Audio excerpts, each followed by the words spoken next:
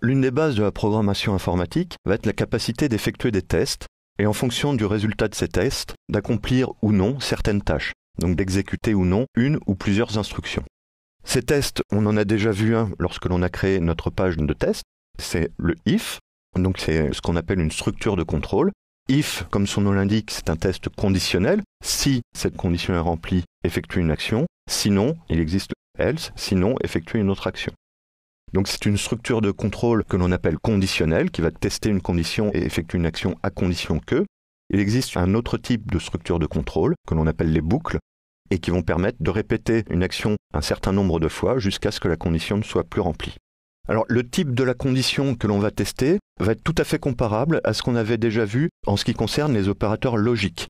C'est-à-dire que dans les parenthèses, on va insérer une expression à évaluer et qui va nous renvoyer son équivalent booléen, donc soit vrai, soit faux.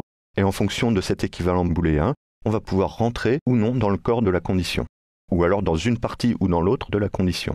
Enfin, ces structures de contrôle nous permettent aussi de mettre en évidence la notion de bloc. Alors la notion de bloc en JavaScript n'a que très peu d'intérêt puisque contrairement à la plupart des autres langages de programmation, ceux qui ont déjà fait du C reconnaîtront facilement ce type de structure. Un bloc, donc c'est un groupe d'instructions placées entre accolades et dans un langage de programmation classique, chaque bloc génère un contexte, c'est-à-dire que les variables qui sont déclarées à l'intérieur du bloc ne sont accessibles que dans ce bloc. En JavaScript, on a vu que le contexte n'est défini que par le mot-clé function, donc c'est uniquement ce mot-clé qui va pouvoir générer un nouveau contexte.